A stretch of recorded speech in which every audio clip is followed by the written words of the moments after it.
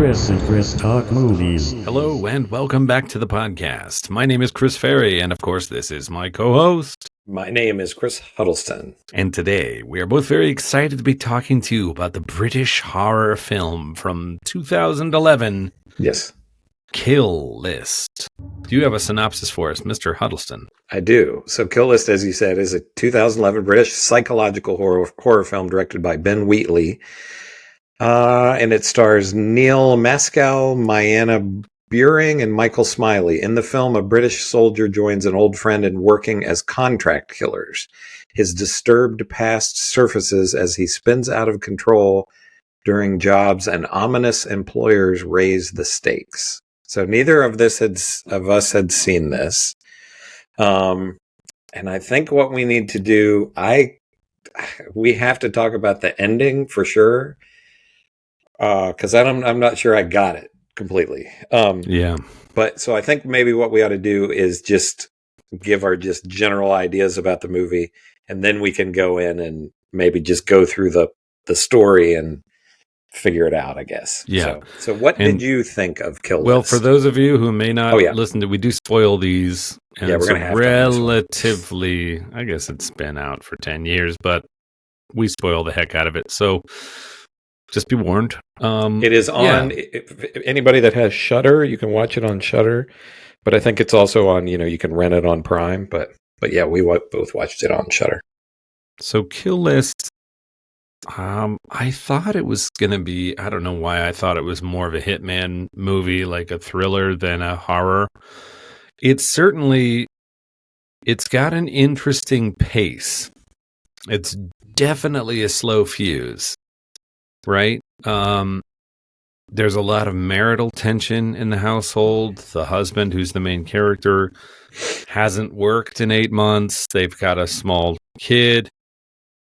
The tension is palpable. And they have some friends over, and it's his best friend, who we discover is sort of a work buddy of his and an ex-soldier with him. And then that guy's current girlfriend, who's a younger woman, and they have a pretty good evening. Everybody gets drunk. There is the husband and wife, or our protagonist and his wife, have a screaming fight. I thought all of the performances were great. I thought that the way that it was directed to build that tension was palpable and effective. And it turns out we sort of learn eventually that they're soldiers, as you read in the synopsis, that have gone on to do contract killing. So they are hitmen. And he hasn't worked, but his buddy is like coaxing him to get back in the game. And so he does. And so they go, and then that's when we actually start to see a kill list. They start putting the title of each, the first one is like, the priest, yeah, and right, and that's a kind of feels like a little bit of a Guy Ritchie motif that starts Kill Bill, maybe halfway through the movie, right? Yeah.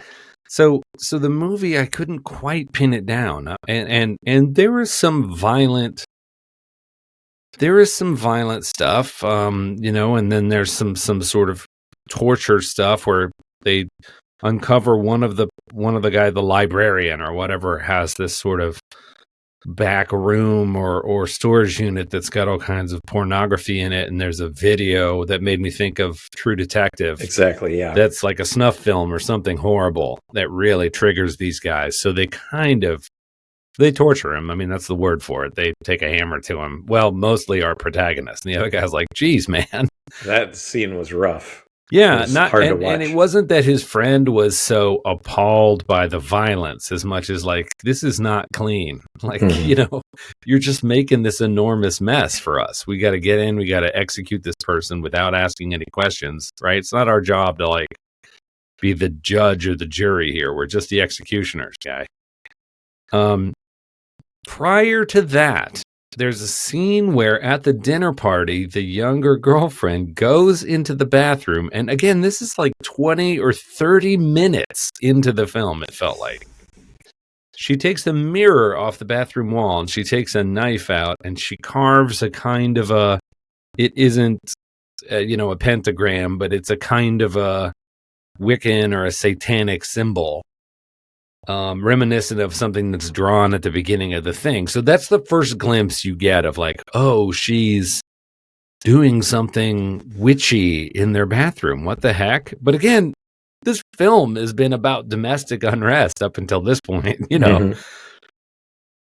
And then, I forgot this. So then they find a dead animal on their lawn, and the cat they own, which has been established, they think the cat has killed it.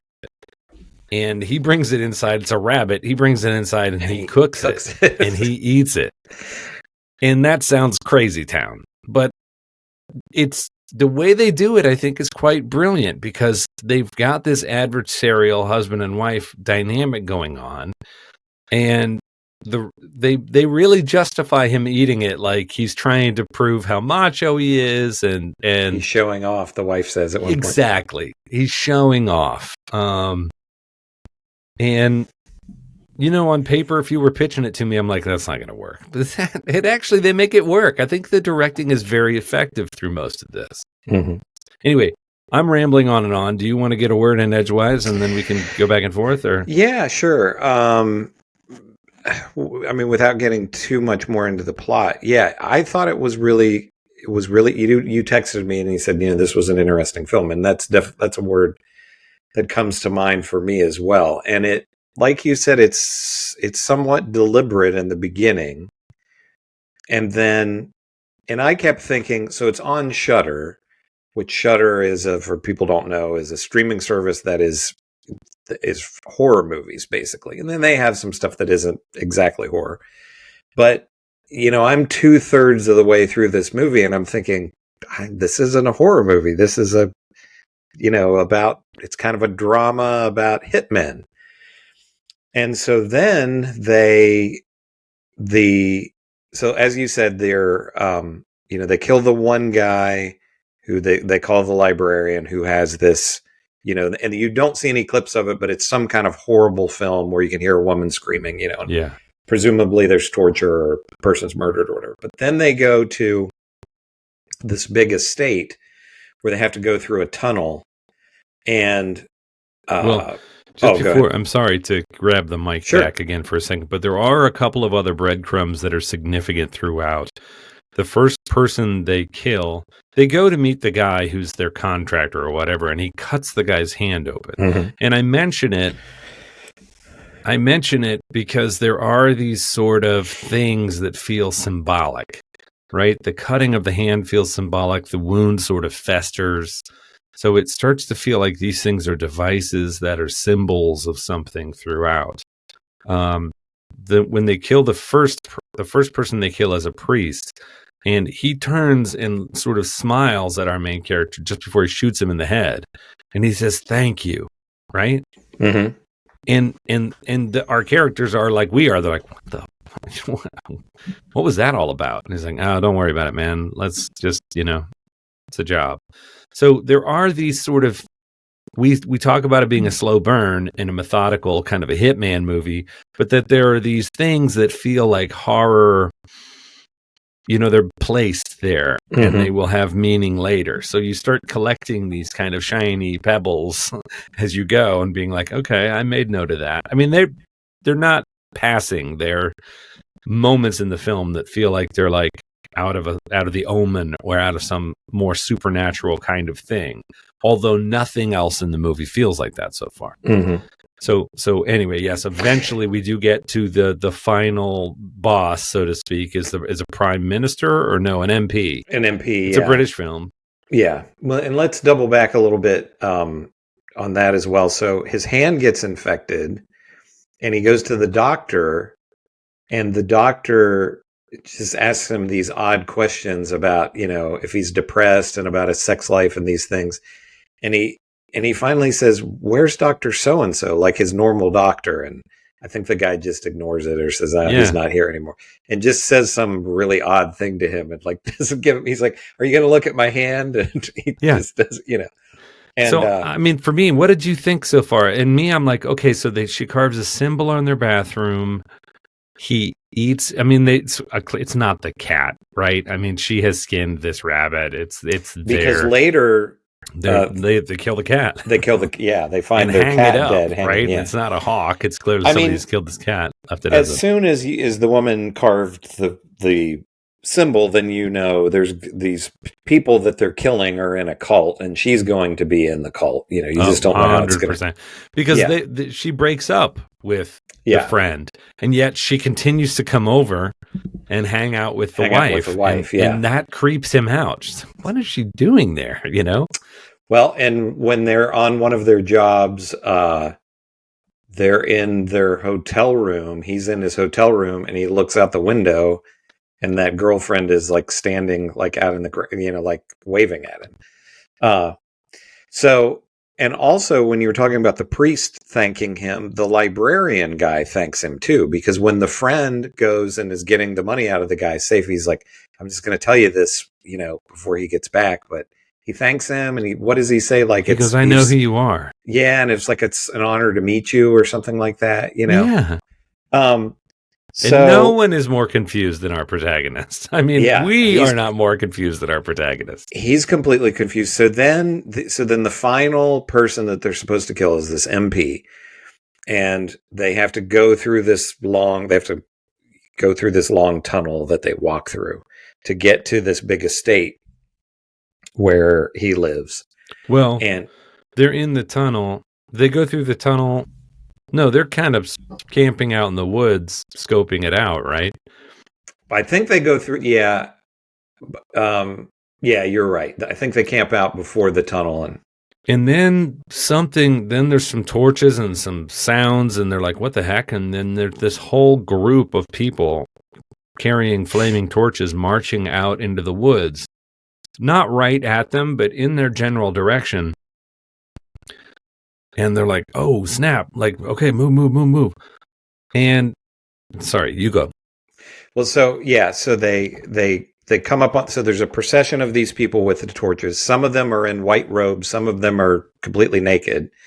And then they eventually get to a stopping point. They're wearing like wicker masks. Yeah, they're wearing like wicker masks that's sort of animal masks like. And they finally get to a point where they stop, and they have a noose set up. And a young woman gets in the noose and waves at the other people and then hangs herself. Right. It's very Midsummer. Very Midsummer, Wicker Man-ish.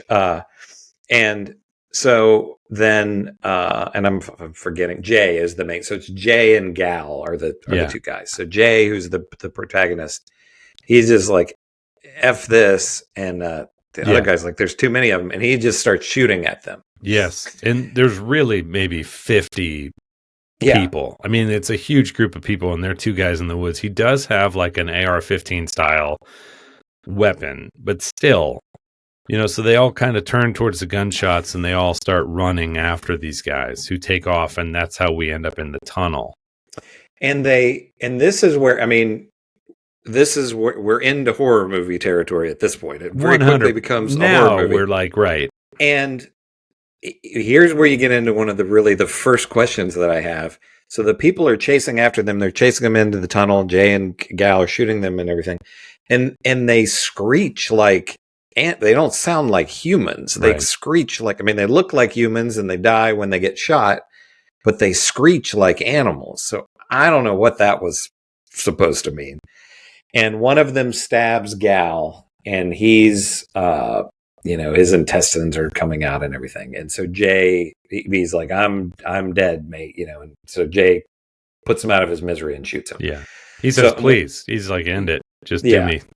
And one thing that we didn't mention is Jay's wife. So he's married and they have a son. And so they have a cottage. And she says and she knows apparently what he does, what their work is, presumably.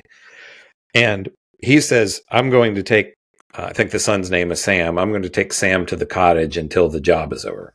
So, because of the cat, right? The cat's clearly a sign that both of them are like, all right, well, now they know what this is a message. Now they know, who else would it be? Yeah. But these So they people know. we're involved with, and they know where we are, and this is a sign. We got to take the kid and get it. Why they have a little kid, will never understand. Like, Mhm. why these two? And she's like ex-military or special forces, too. She doesn't seem like a hit person, but she understands what he does. Yeah. She knows what he And does. she knows how to use a gun. And she's bothering him the whole first 20 minutes of the movie. They need money. She's like, you got to go back to work. You know? So... And you don't know if this is... But they're like, the oh, only... sweetie, don't worry. You know, mommies and daddies argue. And I'm like, what? Yeah. What are we doing? And you don't know if this is the only work that he does or not. You know, because certainly not at first. Yeah, because the friend kind of drags him back into it. But anyway, so he now goes to the cottage where the wife and the son are, and the the cult people have come to the cottage because they're, he goes outside and there's torches out there and everything. And he runs out to confront them. And then in the meantime, they knock him unconscious. They get him. Yeah. And also some of them are breaking into the cottage, and the wife he's given her a gun and she takes some of them out. He gets a couple of them before they clunk him on the head, and she gets a couple of them in the house. And there's a sort of a Sam Peckinpah, Straw Dogs home invasion type thing where, you can hear the sounds, and she doesn't build traps for them, but that's the vibe. Gets one as one climbs through the window. And I felt like, if I have a criticism of the movie, it's a slow burn, kind of. It's never boring. I mean, there's always interesting stuff happening. Not boring. But then I feel like once you get to the final act, it's almost like things go too quickly. And I don't know how you felt.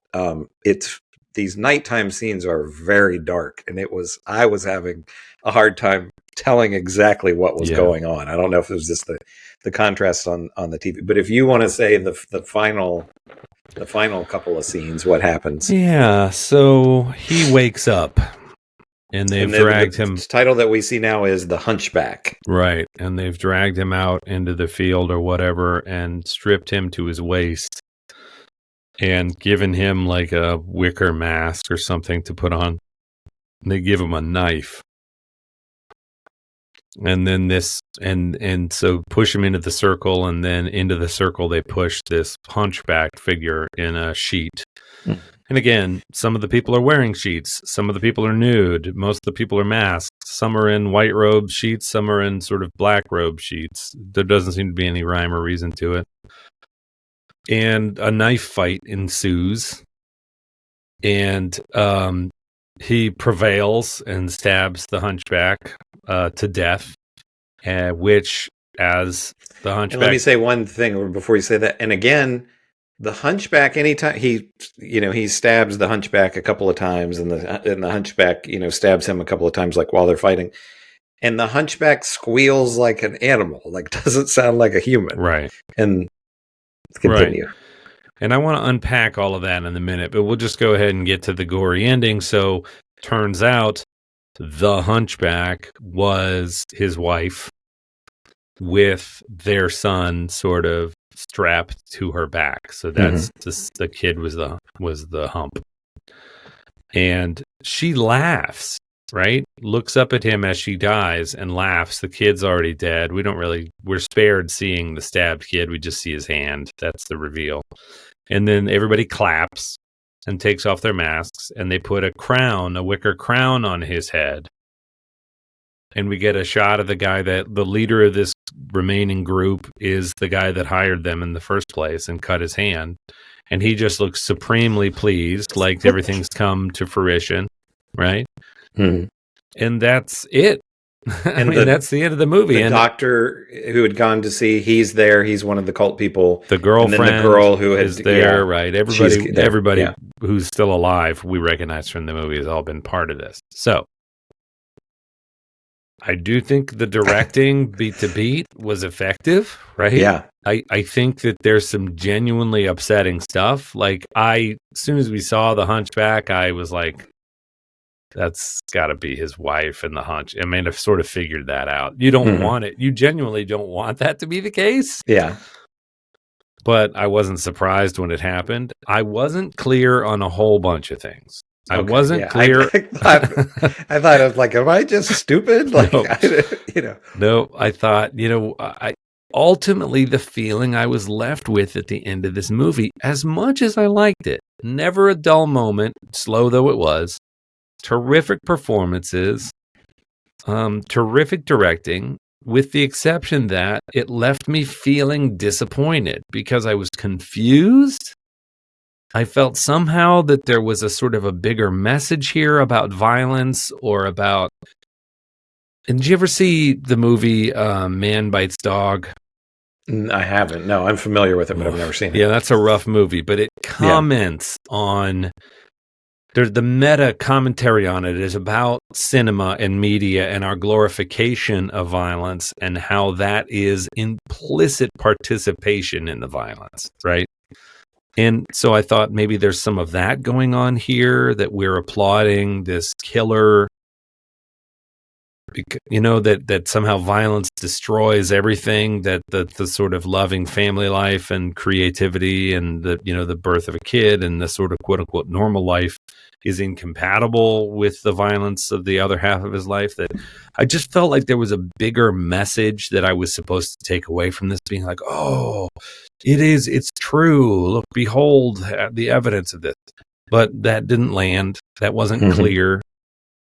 I thought that the kind of the straw masked people out in the woods and the semi-nude felt very derivative. I think we've seen that in a ton of other movies. Sure. I didn't get the animal squeals. That felt to me like a production design thing later. This needs to be more scary, right?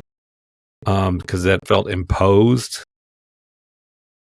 We never find out who these people are or what their agenda is or why they recognize him, why he, for example, is more like they keep saying what happened in Ukraine was bad. Like his last job was this Ukraine thing and Ukraine went bad and everybody seems to know about it, right? The guy who hires him knows about it. His best friend knows about it. He's just like, what happens, man? You got to get back on the horse. If something he did or happened in Ukraine was supposed to be significant, we never learn what that was. There's never any understanding. I mean, at first I thought, is he supposed to be the devil? Like she feeds him something. There's a ritual. She marks the house and then he eats the rabbit and somehow they're preparing him to be the vessel of Satan or something. But we never, in The Omen, there is exposition that brings it around. Like this is, there's the Bond villain monologue where somebody explains the plan, right? And you've played right into it. You played right into it. You mentioned there was never that here. You mentioned Midsummer, and that doesn't have the villain with all the exposition and everything. But you understand by the end of the movie what has happened, what's going on. Right. Generally, and I like, there's a lot of movies, 2001: A Space Odyssey is one of my favorite movies of all time. So I like movies with ambiguity, but there's so much ambiguity in this that it's just like, I was thinking the wife laughs. So you think, okay, she's part of the cult, but if she's in the cult, why did she kill the other people in the cult? Right. Well, you can kind of interpret the laugh as just like a laugh at the absurdity of all of this, or I knew it. I knew you always hated us. Like this is what you always wanted, right? But it's unclear, and I think that what it made me realize is there's so much I really love about this movie, but man, making a movie is hard. Like just making it feel cohesive, and then I think of like Back to the Future, which just feels almost like a perfect movie. It trips right along. One thing leads into the other. The comedy lands, the drama lands. You care about the characters. It never loses steam, right? It's rewatchable every single time, and you get used to that. It's like, oh, that's a good movie, and you're like, that's so hard to pull off. Like how rare are those movies that you don't ever feel like, well, it sags a little when we get into that one place, So I think that this is so ably done, except it's a combination of the kind of slow burn beginning where it's like, oh, this is a family drama. Oh no, it's actually a Hitman movie. Oh no, it's horror. That I'm not saying a movie has to be one single thing, but there's the way in which you pace from one thing to another. They do have different vibes. Like if you were to write a piece of music that starts off as, I don't know, one genre and then transitions into another genre and ends in a third totally different genre. There's like palpable vibes that change as you shift from what's really a domestic drama to a kind of a espionage thriller, hitman staking out a place, breaking into places, to horror, being chased through dark tunnels by screaming masked people with knives trying to disembowel you, Yeah. And that didn't quite float for me, Yeah. that didn't quite harmonize in my brain by the end of it. And I felt I was with it. I was still on board. But I felt cheated out of I wanted there to be some explanation. Not even, I was going to say, let me off the hook. I don't need to be let off the hook. I just need to go through all that and then not have, and I was paying attention, but not have any sense of understanding of like, why did I just sit through? What am I being told here? Because the vibe at the end is very much like, haha, now do you see? And I'm like, no. Yeah. And I found that really frustrating. I think if a movie has a message, like one thing that I was thinking about kind of in the middle of this movie is it struck me a little bit funny, not funny, haha, but the J guy starts to really, he gets really affected by the horribleness of what they've seen that these people are doing. Yeah.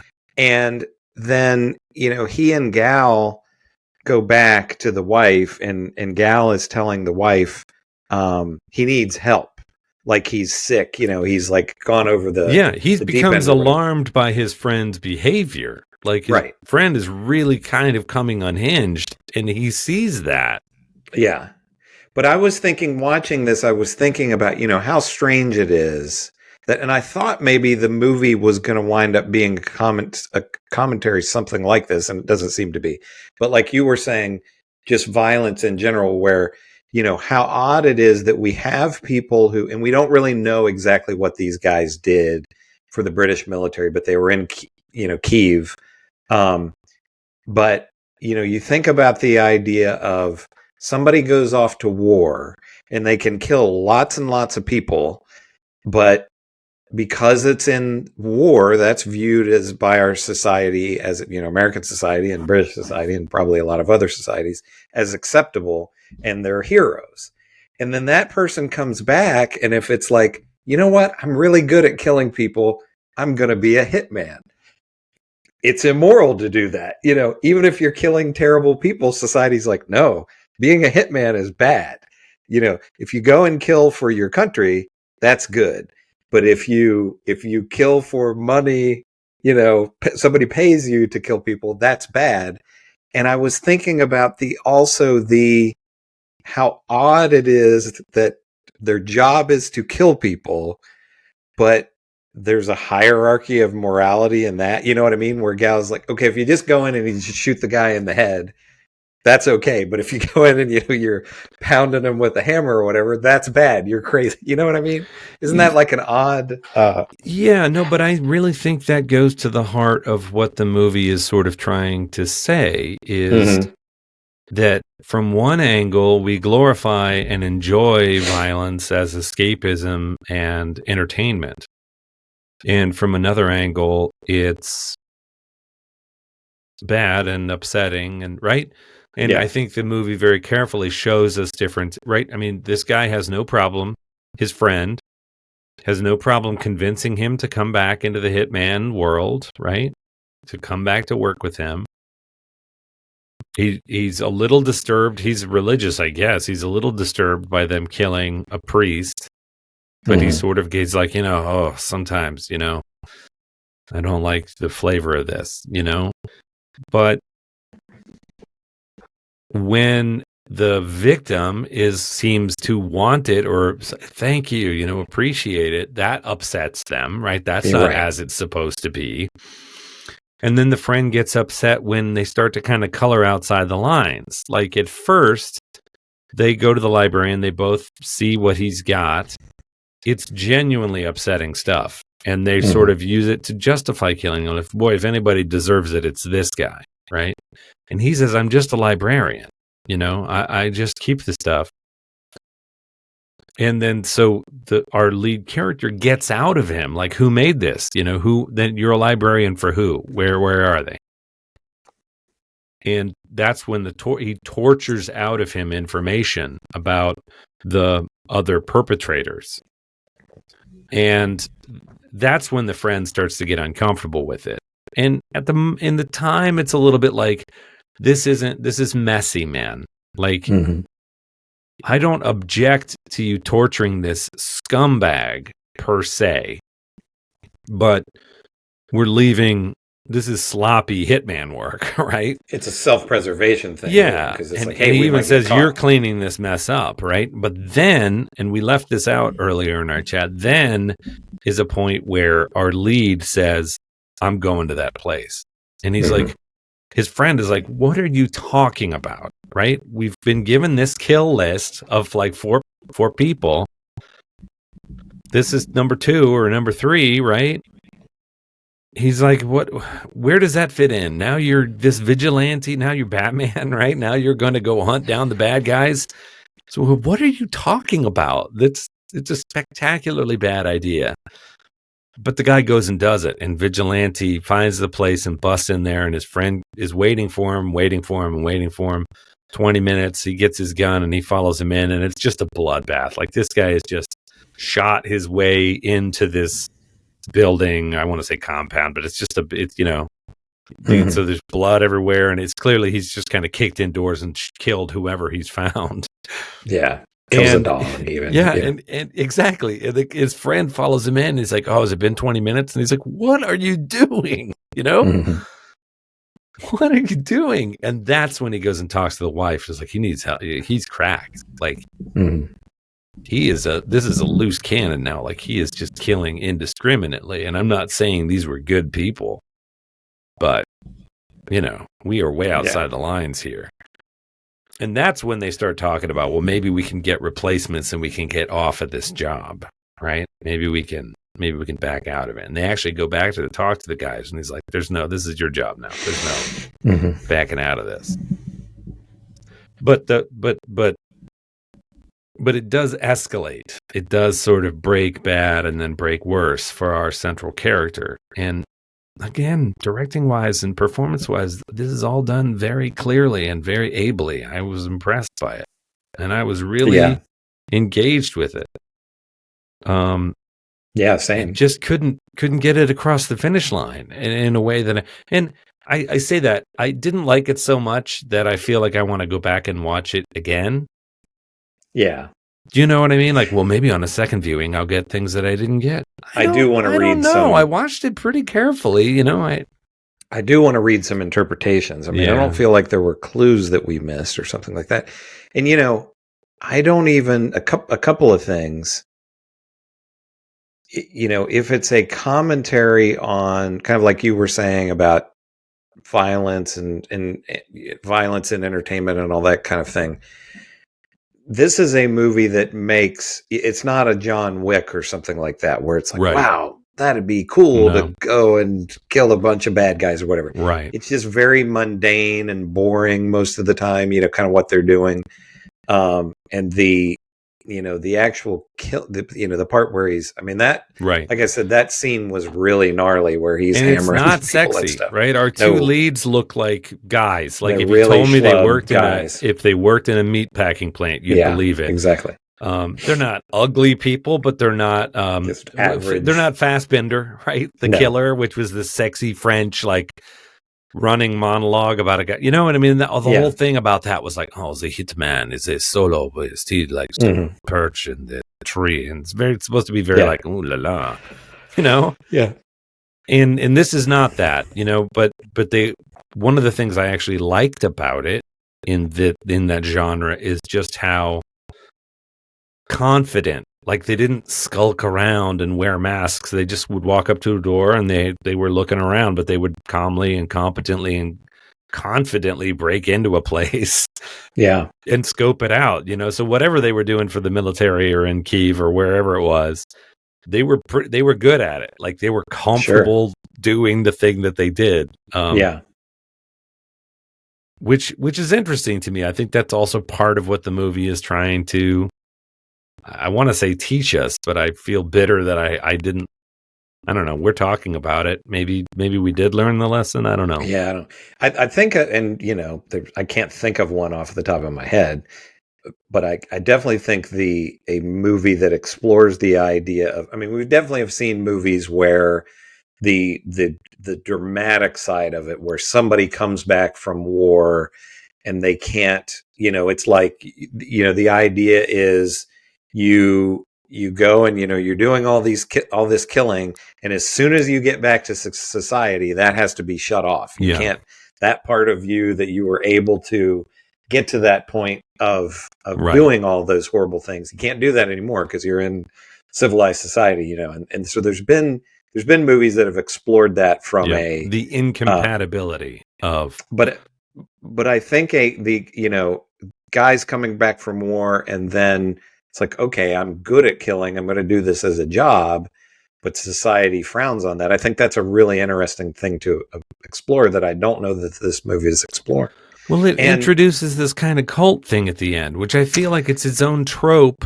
Yeah. That's its own horror movie. I mean, Midsummer, it's that movie. So why? I feel like that actually muddies the water. Like, a cult operates, even if it's bonkers, a cult operates on a set of rules, right? That the cult leaders bend to their whatever, but they have this kind of mental architecture that they're operating on. And part of the horror of the cult thing is the realization of the people caught up in it that, like, oh my God, it's the Wicker Man, or what, oh my God, I see what they're doing here. They've chosen me for these crazy reasons, or they've chosen my girlfriend or whatever. And we never get that here. Like, why they've hired him to kill these guys? Why this guy in particular? Yeah, we don't know why the people are on the list. We don't know. Was the librarian guy, did he have to be killed because he That's had the other filmed thing. Kill List, right? Yeah. So the movie's called Kill List. I think if the movie was called, like, Irreversible, and I don't want to spoil Irreversible if you haven't seen it, that is a hard movie to watch. I know, but it's a movie that is shot chronologically in reverse. So it starts at the end, and we work our way scene by scene back to the inciting incident. And talk about a movie that underlines the senselessness of violence and the irreversibility of it, right? So the title Irreversible, it has a very clear and I think very smart double meaning. The movie is literally in reverse, but you can't reverse it. And the actions that people take in the movie that they feel, the violent actions that they feel are, retribution, are often misguided, and it's just all damage, right? It's not justice. It's just all damage, and all of it is irreversible. So to me, that title has this crazy resonance and is part of the key at the end. And so I kept saying Kill List, like, are the wife and kid part of, like, is this a list of different kills? I just couldn't, you know what I mean? It just seems a little vague and a little arbitrary to land somehow. And he doesn't seem particularly, he's in shock at the end when he realizes it's his wife and kid. But you know what I interpreted it as, he just felt sort of numb, and her laugh is sort of like, this is what you always wanted. You always want to be rid of us. But that's just my interpretation of that moment. And then there's credits. And I kept thinking there's going to be, he has amnesia or something, and he doesn't remember that he's part of this cult.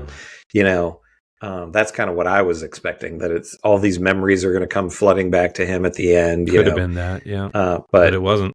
You don't see that. It doesn't happen. So I don't know.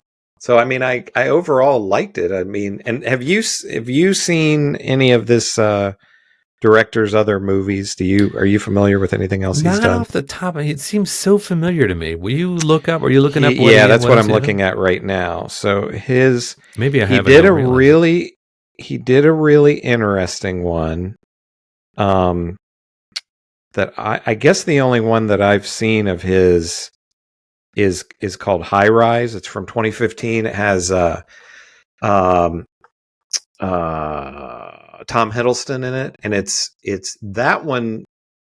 That would be an interesting one to do sometime for the show because it's literally a high rise built in England, and it's kind of the higher class people are at the top and the lower class people are at the bottom, and hilarity ensues. Yeah, but But it's it's a also really interesting. satire. Yeah, it's It's a also satire, yeah. But his other movies, so Kill List was just his second film. His first one was called Down Terrace, which I'm not familiar with. Then Kill List, and then he did one in 2012 called Sightseers, and that is about it's supposed to be a comedy basically, but it's about a couple that go. I guess it's a very English thing where you just sort of. It's almost like magical mystery tour. I think where you just sort of do like a little tour around, and it turns out that the boyfriend is a serial killer and he's killing people, and then the girlfriend joins in with him. But it's supposed. My understanding is it's supposed to be funny. It's basically like they just sort of kill people that annoy them or whatever. that's hilarious. It does, yeah. And then he did A Field in England, which is I think that's a very psychedelic one where it's like a group of soldiers in, I don't know, the 1600s or something like that in a field, and I think they get into some kind of psychedelics or something. And then High Rise, and then Free Fire, which I don't know what that is. 2018, he did one called Happy New Year, Colin Burstead, and then a movie called Rebecca, and then In the Earth, which is supposed to be it's another horror-ish one. And then he did Meg 2 The Trench. That was like his sellout movie, I guess. So but I did see High Rise, and I found oh, it. you did? Okay. I found it confusing in similar ways. Okay. Like this film, it It's felt been like several years since I saw it, so like it had a message and it was sort of allegorical, and it used that as a starting point. Like I imagine if you read the script, it would all seem pretty right on the nose. Mm-hmm. So it feels like this project and that project are sort of set up, and they're like, people will get it by the end, and by the end, they have sort of steered into the deliberately a little bit obfuscating, because like, well, we don't want it to be too obvious, so let's make some choices that kind of dance away from that a little bit and let people put it together themselves, and they did that a little too much. Yeah. Because the Tom Hiddleston, this one did not have comedic elements in it, aside from the occasional banter the friends have. This is not a funny film. No. And High Rise, clearly, I kept being like, does this think it's a comedy? Because it wasn't funny, but it was absurd, but it was also kind of really upsetting. Outlandish by the end. Yeah, and so you're kind of like, I think you got to pick. You can make a drama that's got funny parts in it. That's life. You can do productions of Lear that have moments of absolute hilarity in them. Again, that's life, but it's hard to make a comedy that goes really upsetting places. Do you know what I mean? Like, yeah. And people try it with horror to make funny horror movies like Shaun of the Dead or whatever. And I there's a part of me that feels like you can't really have it both ways. You can make a comedy in the horror genre where you get lots of the gross splat or zombies or whatever else, like Evil Dead. Evil Dead. Yeah. Where he's like, those are campy. They're very much on his brand. There is a lot of great splatter and horror stuff that he's clearly delightfully into. But it's not, those aren't the kind of movies that give you a nightmare. That's just like campy Saturday night horror fun, and then really horrifying movies aren't funny. No, typically no. And so I feel like I feel like sometimes when you try to really cross genres, you're setting yourself up for a challenge that's, I think you have to have a really clear, compelling reason. Even when Kubrick played with cross genre stuff, it's like, I don't know, it makes me think of going to a restaurant that's like a fusion restaurant. And sometimes there's an air of like, okay, we're going to make sushi pizza because that's how good cook we are. And we're going to wow you with this sushi pizza. And as far as I'm concerned, my first thought is like, that sounds unappetizing to me. Yeah. And so if I don't take a bite of it and go, oh my God, that is delicious, you failed.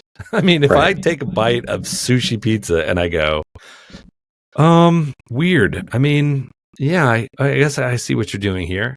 I'm never going to order that again, right? That's not what I want to eat. And sometimes movies like this sort of feel like that. Yeah. And, with the ambiguity thing and the symbolism and all that, if there's symbolism in this, I feel like if I was thinking about a movie like Under the Skin.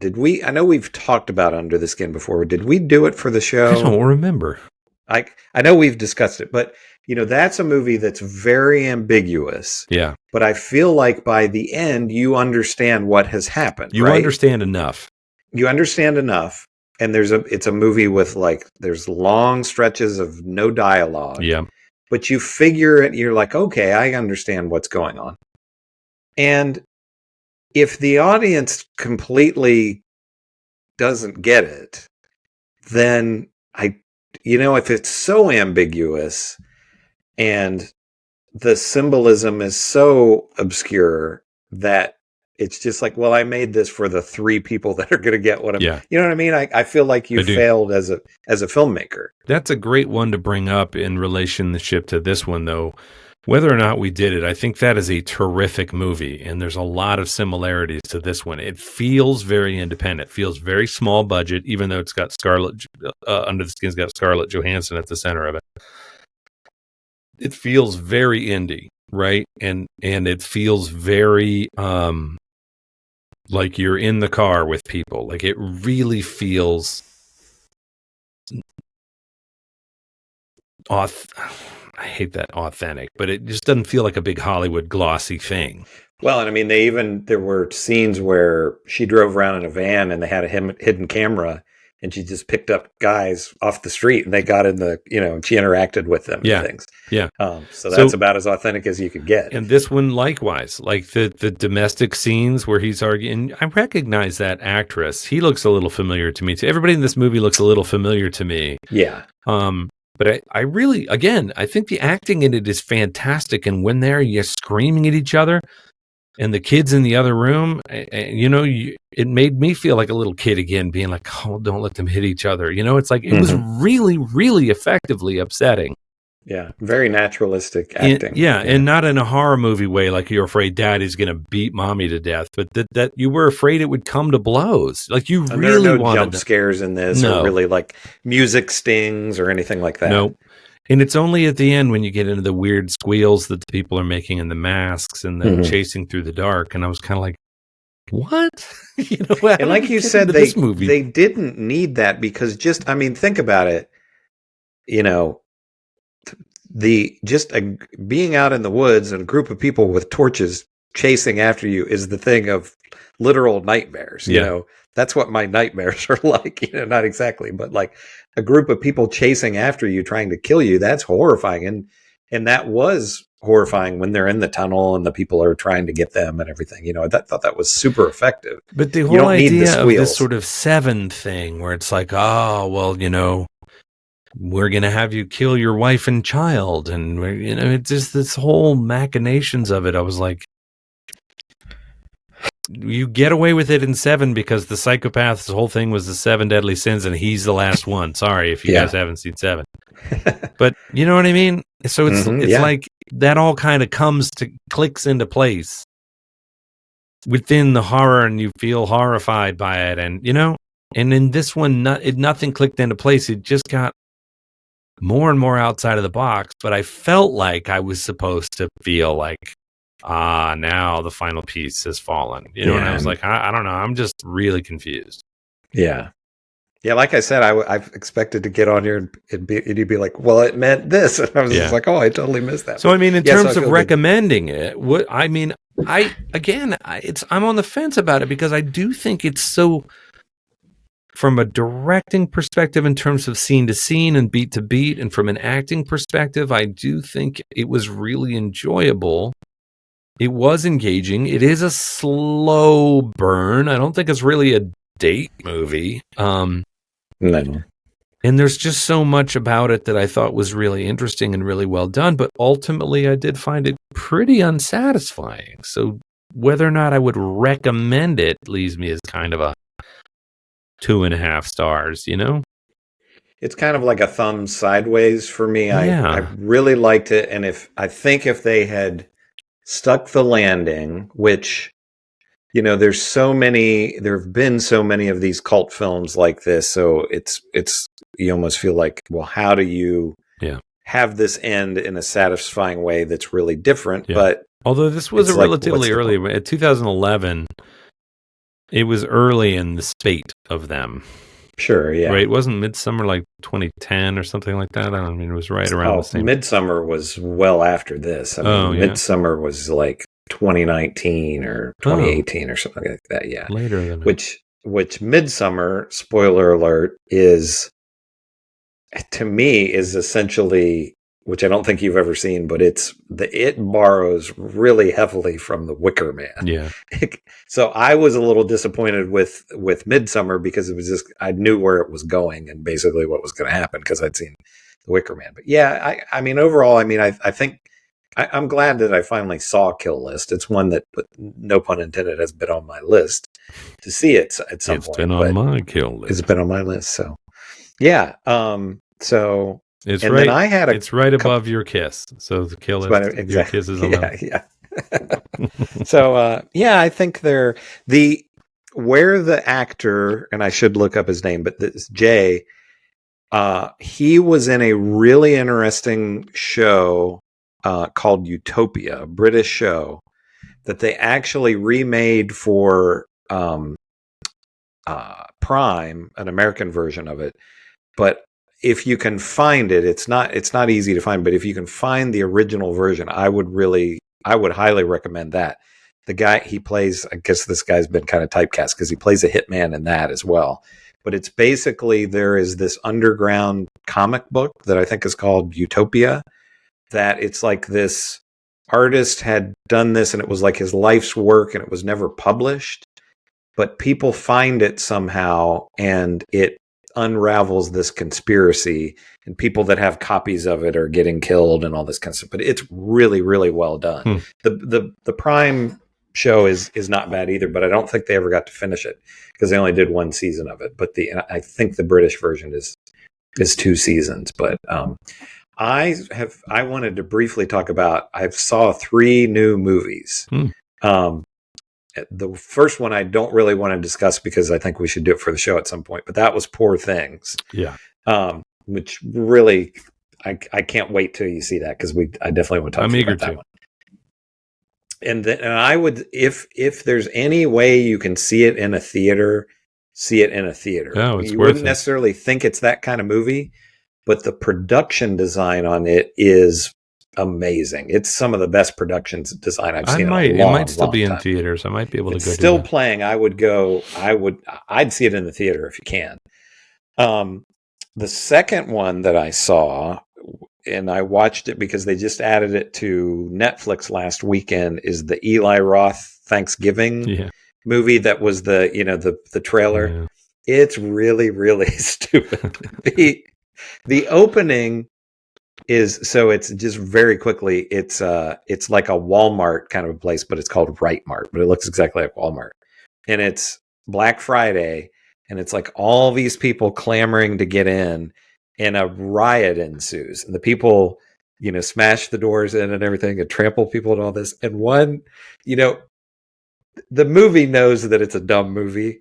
But one thing that made me laugh out loud, literally laugh out loud, there's a kid, so it's a group of like high school kids, and one of them is the star baseball player. He's going to go on to be a Major League Baseball player, and he falls down, and somebody steps on his hand, and it like, mangles his hand, and it's so obvious that it's a rubber hand that it literally made me laugh out loud. But then so the first 5 minutes, I just thought, I don't know if I could continue with this. It gets better, but it's still bad. And that that fake trailer was so good.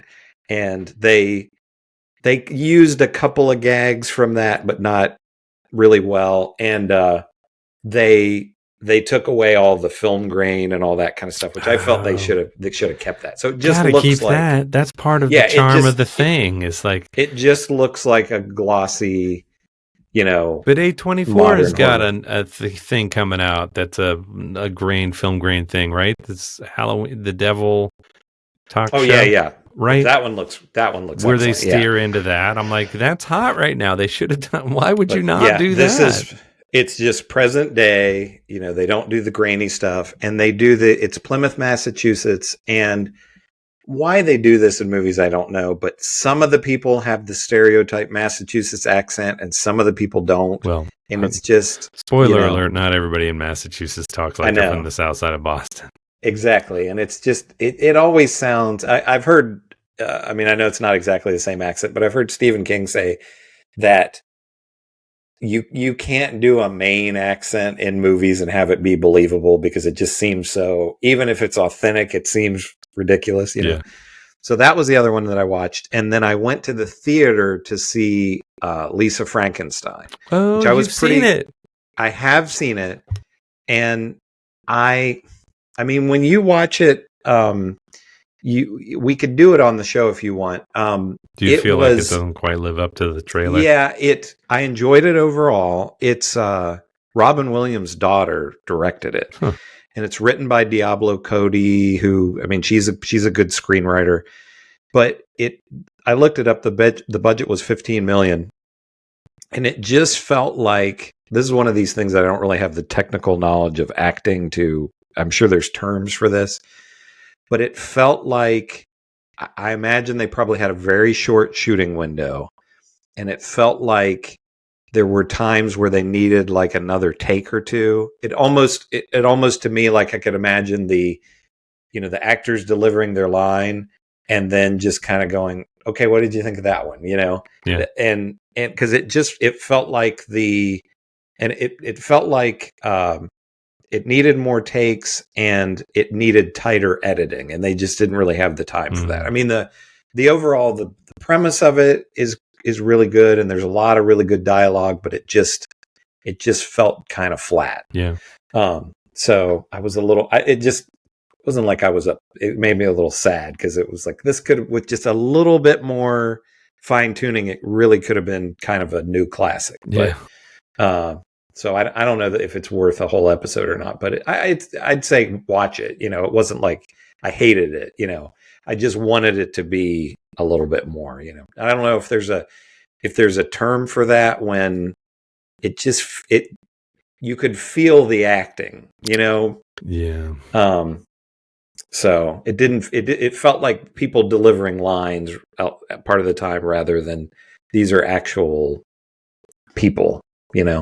So yeah, those were the things that. Have you watched anything recently that? I did watch something the other night, which it's a little blue for our audience, but it's Dix the musical. Okay. Which people I know created. There were people that were in this theater group I was in. Have now gone on to, like, Bowen Yang is in it, and Matt Rogers is one of the leads, and cool. Or no, I'm sorry, it's not Matt Rogers. Anyway, it's Nathan Lane is in it. It's a musical. I think there are moments in it where I was crying with laughter. It is raunchy and very camp and very gay, and the music to me, like, so it's a musical, so it's like musical number. I fast forwarded through a lot of the musical parts. Like I'd listen to one verse and I'd get it, and the writing is very clever and the musical writing is well done. But I didn't need 8 verses of this song. Like I just, those were the least interesting parts to me. It was the interstitial stuff, and it gets so crazy in places that it's just outrageous to the extreme. So I'm not saying don't watch it. I think if any of that sounds appealing to you, you should absolutely check it out. But it is gonzo bonkers crazy. I mean, it sounds fun. I think, you talked about how hard it is to do comedy horror well. I mean, musicals, this is going to be really tough to do a musical well. I mean, count out loud the great cinema musicals, right? I mean, there's Singing in the Rain, where you find yourself either dancing along to the choreography in the numbers, and it wasn't a hit at the time, right? That's a retroactive hit that's become a classic. I think in part because it was ahead of its time, but